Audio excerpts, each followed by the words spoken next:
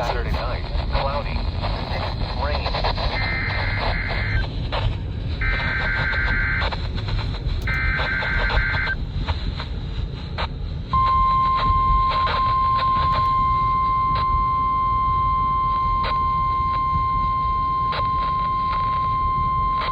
This is a test of the NOAA Weather Radio Alert System.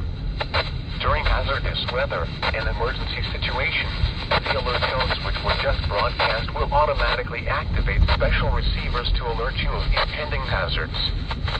This test is normally conducted weekly around 11 a.m.